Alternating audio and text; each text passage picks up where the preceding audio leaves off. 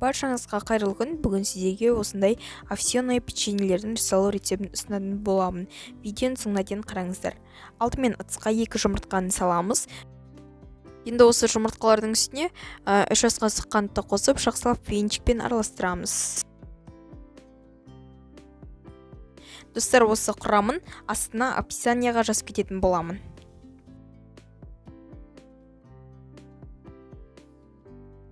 Енді 2 ас қасық күнбағыс майын қосып, барлығын жақсылап венчикпен тағы да араластырамыз.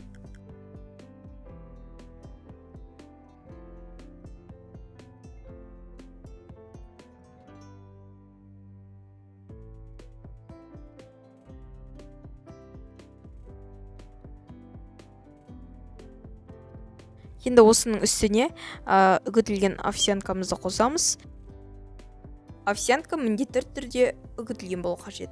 Енді осы овсянкамыздың үстіне ұнды қосамыз. Қопсытқыш, яғни разрыхлитель, үстіне какаоны қосып, барлығын жақсылап араластырып, қамыр илеміз. Қамыр бізде қолға жабыспайтындай жұмсақ қамыр болуы қажет.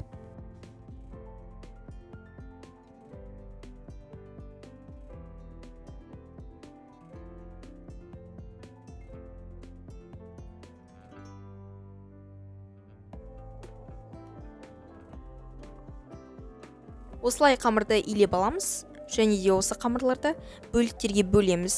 Бөліктерге бөліп, дөңгелетіп, осылай формамызға саламыз.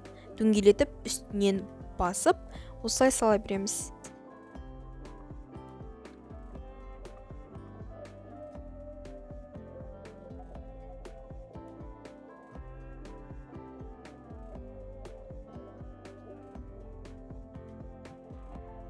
Енді осыны пешке 180 градуста 25 минут пісіруге жібереміз. Енді осылай бізде пісіп шықты.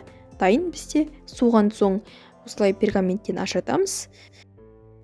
Іші осылай толықтай піскен. Видеоны соңына дейін қарағандарыңыз үшін рахмет. Каналға тіркеліп, лайк басып, өз пікірлеріңізді қалдырып кетіңіздер.